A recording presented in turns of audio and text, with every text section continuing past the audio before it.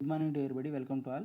ఈరోజు మనం Andhra Pradesh public service commission నుంచి విడుదలైనటువంటి technical assistant in geophysics ground water subordinate service సంబంధించి ఈ అసలు ఎగ్జామ్ ఏ విధంగా జరుగుతుంది, ఎగ్జామ్ ప్యాటర్న్ ఏంటి, ఏ విధంగా ప్రిపేర్ అవ్వాలి, ఈ తక్కువ వేకెన్సీస్లో విజయం సాధించాలంటే ఎటువంటి వ్యూహాన్ని అనుసరించాలనే దాని గురించి చూద్దాము. అదేవిధంగా ఈ టెక్నికల్ అసిస్టెంట్ ఇన్ జియోఫిజిక్స్ సంబంధించి ఈ నోటిఫికేషన్, ఈ పోస్ట్కి సంబంధించి కొన్ని ఏజ్ లిమిట్ ఎంత, పే స్కేల్ ఎంత, ఎప్పటి నుంచి అప్పటి వరకు అప్లై చేసుకోవచ్చు, ఈ వివరాలన్నీ చూద్దాం.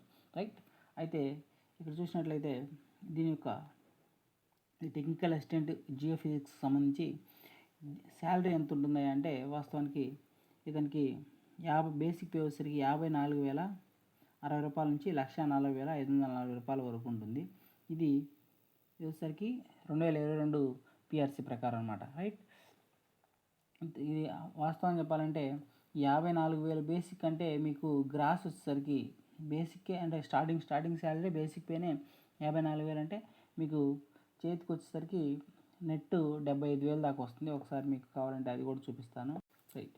ఇది 2022 కొత్త పిఆర్సీ ప్రకారము. ఇక్కడ చూడండి, ఇవి బేసిక్ పేస్.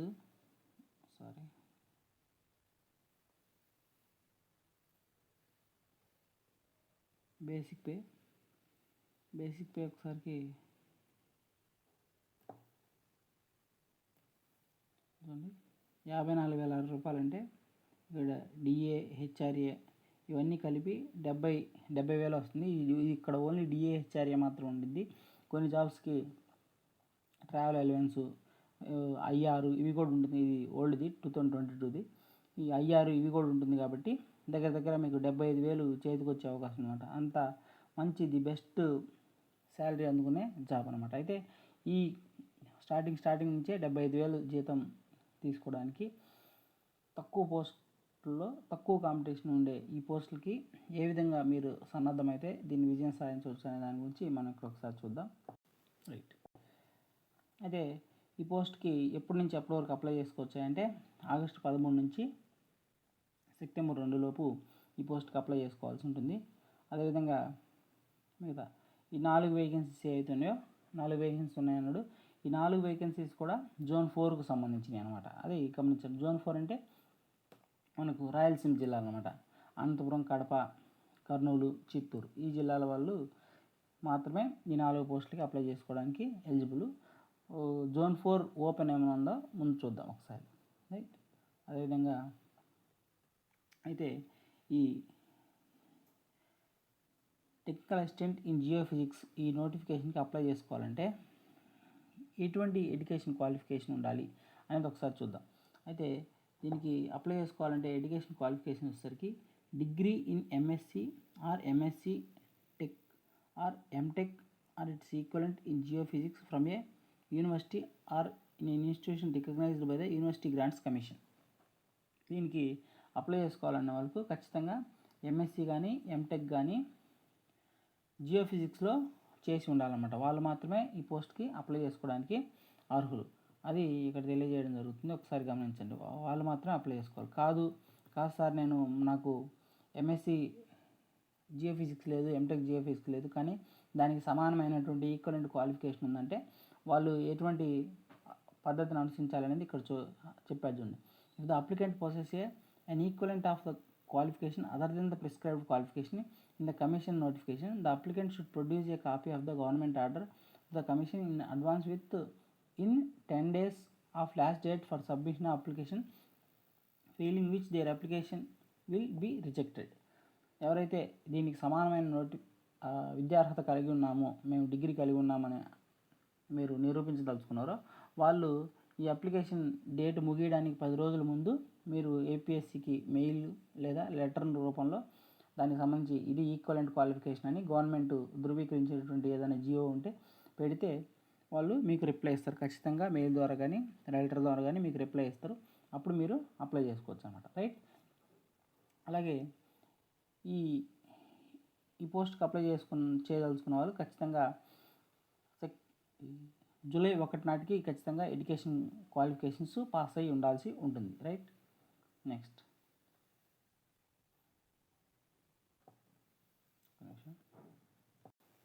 తర్వాత వచ్చేసరికి ఇంకా కొంచెం ఇంపార్టెంట్ ఏంటంటే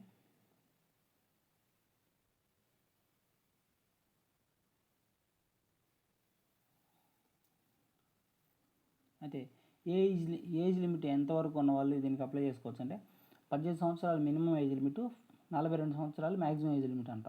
ఇది మాత్రమే కాకుండా ఎస్సీ, ఎస్టీ, బీసీ, ఈడబ్ల్యూఎస్ అభ్యర్థులకి 5 సంవత్సరాలు ఏజ్ రిలాక్సేషన్ ఇవ్వడం జరిగింది. అంటే 42 + 5 47 సంవత్సరాల వరకు మీరు ఈ పోస్ట్కి అప్లై చేసుకోవచ్చు. రైట్.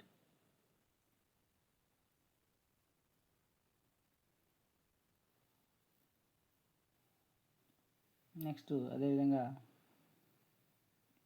పేమెంట్ ప్రాసెస్ ఇదంతా ఆన్లైన్ ఎట్లా చేయాలని చెప్పాడు. అదేం ప్రాబ్లం, అదేం అవసరం లేదు.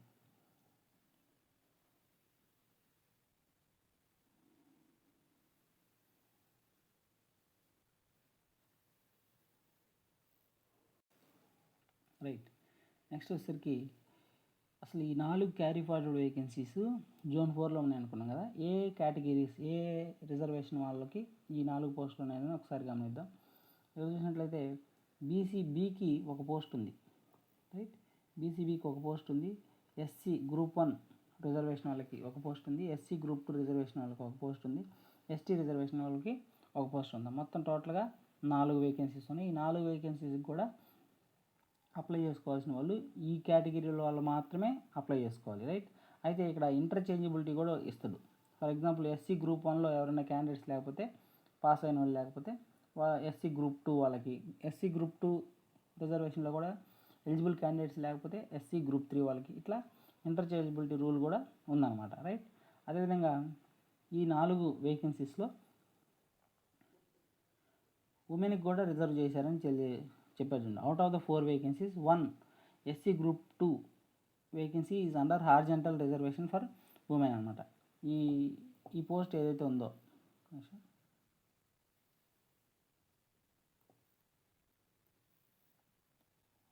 ఈ ఎస్సీ గ్రూప్ 2 సంబంధించిన ఈ ఒక్క పోస్ట్ ఏదైతే ఉందో అది మహిళలకి హార్జెంటల్ రిజర్వేషన్ కింద రిజర్వ్ చేశారని చెప్పడం జరిగింది. ఒకసారి గమనించండి.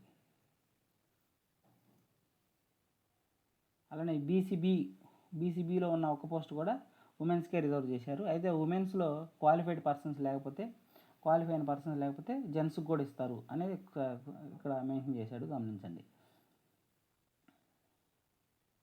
ఇది ఇంటర్చేంజబిలిటీ రూల్ అనమాట. రైట్. అయితే ఇది ఇంపార్టెంట్. ఈ ఎగ్జామినేషన్ సంబంధించి one of the most important thing ఏంటంటే ఎగ్జామ్కి ఎలా ప్రిపేర్ అవ్వాలి. వాస్తవానికి ఈ 4 వేకెన్సీస్ అన్నీ కూడా అది వరకు పాత రిక్రూట్మెంట్లో దీనికి ఎలిజిబుల్ అయిన క్యాండిడేట్స్ లేక మిగిలిపోయినాయంట. ఎలిజిబుల్ అంటే ఏంటంటే మీరు ఒకసారి అడగొచ్చు. ఎలిజిబుల్ అంటే ఏంటంటే ఎస్సీ క్యాండిడేట్స్కి 30% మార్క్స్, మినిమం మార్క్స్ 30% రావాలి. బీసీకి 35% రావాలి. ఓపెన్ కేటగిరీకి 40% మినిమం మార్క్స్ రావాలన్నమాట. అంటే ఫర్ ఎగ్జాంపుల్ ఇప్పుడు పేపర్ 1, పేపర్ 2 కలిపి ఈ టెక్నికల్ అసిస్టెంట్కి 300 మార్కులు కనుక కదా, ఈ 300 మార్కుల్లో 30% అంటే 90 మార్కులు, అంటే మినిమం మార్కులు 90 రావాలన్నమాట. 90 వచ్చిన తర్వాత వాళ్ళందరూ ఎలిజిబుల్ అయ్యి ఉంటారు, క్వాలిఫైడ్ పర్సన్స్. ఆ క్వాలిఫైడ్ పర్సన్స్లో ఆ రిజర్వేషన్స్లో ఒక్కొక్క పోస్ట్కి ఎవరైతే హైయెస్ట్ మార్క్స్ ఉంటే వాళ్ళకి పోస్ట్ అలకేట్ చేసుకుంటూ వస్తారనమాట. అట్లా అయితే ఈ లాస్ట్ రిక్రూట్మెంట్లో ఈ కేటగిరీస్లో దానికి సంబంధించిన అభ్యర్థులు లేక ఇవి మిగిలిపోయినాయి అన్నమాట. నేనేం చెప్తున్నానంటే ఇప్పుడు కూడా ఈ పోస్టులు మళ్ళీ మిగిలిపోకుండా ఉండాలంటే ఎవరైతే వ్యూహాత్మకంగా చదువుతారో, ఒక స్ట్రాటజీ ప్రకారం చదువుతారో వాళ్ళకి ఈ ఒక్క పోస్ట్ని మీరు కైవసం చేసుకునే అది అవకాశం ఉందన్నమాట. ఒక గెజిటెడ్ రేంజ్ ఆఫీసర్ ఉన్నటువంటి పోస్ట్ అన్నమాట. చాలా మంచి హోదా కలిగినటువంటి పోస్టు. ఈ పోస్ట్కి మీరు విజయం సాధించాలంటే ఎటువంటి వ్యూహాన్ని అనుసరించాలంటే వాస్తవానికి పేపర్ 1, పేపర్ 2 అని రెండు సబ్జెక్ట్స్ ఇవ్వడం జరిగింది, 2 పేపర్స్ ఇవ్వడం జరిగింది. పేపర్ 1 వచ్చేసరికి general studies and mental ability. General studies and mental ability 150 marks ఉంటుంది. జియో ఫిజిక్స్ అనేది 150 మార్క్స్ ఉంటుంది. అయితే నేను మీకు చెప్పేది ఏంటంటే ఈ general studies and mental ability అనేది మీకు కొత్తగా ఉంటుంది. ఎందుకంటే మీరు జనరల్ డిగ్రీ చేసి లేరు కాబట్టి, ఒక స్పెషల్ డిగ్రీ చేసి ఉన్నారు కాబట్టి already general studies and mental ability అనేది ఆల్రెడీ గ్రూప్స్ ప్రిపేర్ అవుతున్న వాళ్ళకి, ఈ గ్రూప్ 2, గ్రూప్ 1, ఇట్లా గ్రూప్ 4 ఇట్లాంటి వాటికి ప్రిపేర్ అయ్యే వాళ్ళకి అవగాహన ఉంటుంది. కానీ ఇట్లా మీకు ఇట్లా అగ్రికల్చర్, జియో ఫిజిక్స్ ఇట్లా స్పెషల్ డిగ్రీ చేసే వాళ్ళకి అంత అవగాహన ఉండదు. కాబట్టి ఎవరైతే ఈ general studies and mental ability ఎవరైతే కొంత మంచి స్కోర్ చేయగలుగుతారో, పేపర్ 2తో పాటు జియో ఫిజిక్స్తో పాటు ఎవరైతే పేపర్ 1 మీద కొంచెం కాన్సన్ట్రేషన్ చేస్తారో వాళ్ళు ఈ ఎగ్జామ్లో ఖచ్చితంగా విజయం సాధించేందుకు అవకాశం ఉందన్నమాట. దానికి సంబంధించి నేను ప్రతిసారి చెప్తుంటాను. ఏపీఎస్సి రిలీజ్ చేసినటువంటి అది వరకు 2019లో ఏడబ్ల్యూ నోటిఫికేషన్ వచ్చింది. ఏడబ్ల్యూ నోటిఫికేషన్లో చాలామంది జాబ్స్ వచ్చిన వాళ్ళందరూ కూడా పేపర్ 2 ఇప్పుడు దీనిలాగానే ఏడబ్ల్యూ కూడా అసిస్టెంట్ ఎగ్జిక్యూటివ్ ఇంజనీర్కి పేపర్ 2 కన్సర్న్డ్ సబ్జెక్ట్ ఉండేదన్నమాట. ఎలక్ట్రికల్, మెకానికల్, సివిల్ అట్లా. వాటిలో 300 మార్కులకి వాళ్ళకి 240, 210 అట్లా వచ్చినాయి. జనరల్ స్టడీస్లో వచ్చేసరికి 5, 10, 15, 18 అట్లా వచ్చాయి అన్నమాట. అట్లాంటి వాళ్ళకి రాలా. ఎవరైతే ఇక్కడ దీంట్లో ఒక 200 లేకపోతే 190 అట్లా వచ్చి జనరల్ స్టడీస్ పేపర్లో ఒక 40 అంటే 55, 50 అట్లా తెచ్చుకున్నారో ఇక్కడ 190 + 50 ఎంత అయింది? 240 అయినాయి కదా. ఇట్లా ఈ స్కోర్ వచ్చిన వాళ్ళకి జాబ్ వచ్చిందనమాట.